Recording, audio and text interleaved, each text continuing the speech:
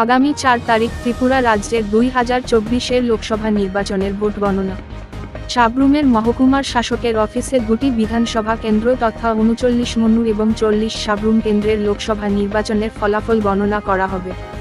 এ উপলক্ষে assistant returning officer তথা সাব্রুমের মহকুমা শাসক শিবজ্যোতি দত্ত বৃহস্পতিবার বেলা ১১টা ৩০ মহকুমা শাসকের অফিসে ভোট গণনাকে সুষ্ঠুভাবে পরিচালনা করার লক্ষ্যে বিভিন্ন বিষয় নিয়ে সংবাদ মাধ্যমের কর্মীবৃন্দের সাথে আলোচনায় বসেন।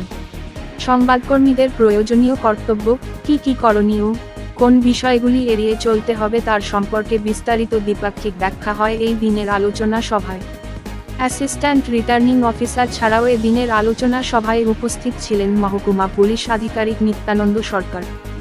হাউসের বন্ধুদের সাথে আলাপচারিতায় বসেছিলাম, যেখানে আমরা আমাদের কাউন্টিং ডেতে আমরা মিডিয়া হাউসের জন্য আমাদের কি করণীয় নয় আমরা সে ব্যাপারে আলোচনা করেছি এবং একটা খুব ফ্রুটফুল ডিসকাশন হয়েছে।